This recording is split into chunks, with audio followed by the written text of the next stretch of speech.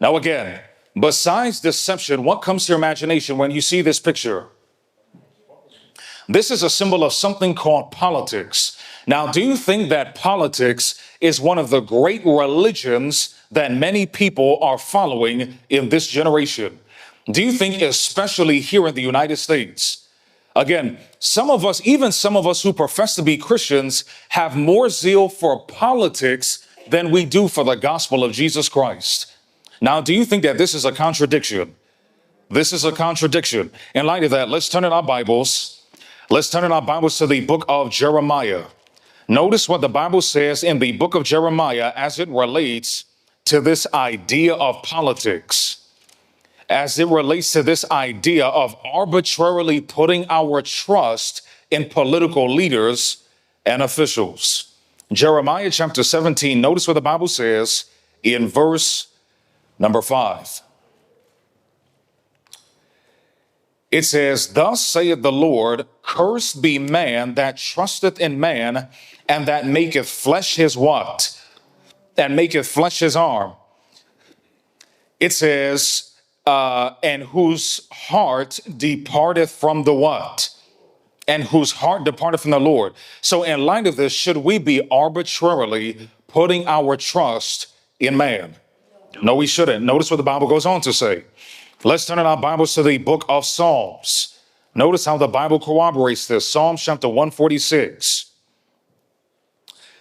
Psalms chapter 146. Notice what the Bible says in Psalms chapter 146. It says, Psalms chapter 146, we're going to read in verse number 3. It says, "Put not your trust in princes or presidents, nor in the Son of Man, in whom there is no what?" Because at the end of the day, can any political leader truly save us from this state of degradation that we see in the world today? No, not one. No, not one. It says, "His breath goeth forth, he returneth to the earth. In that very day his thoughts what?" So the Bible is saying, why are you putting your trust in princes and presidents and all of these officials? Because they are just as mortal as you are. Because at the end of the day, all of these people are going to pass to their grave. Now, who is the only person that we can safely put our hope and trust in? Because is Jesus soon to come to bring about a new form of government? Is it going to be an earthly government? It is going to be a heavenly government. Now, again, by show of hands, who wants to be a part of that heavenly government? And brothers and sisters, it is not going to be figurative. It's going to be a very literal government. Very literal. Notice this.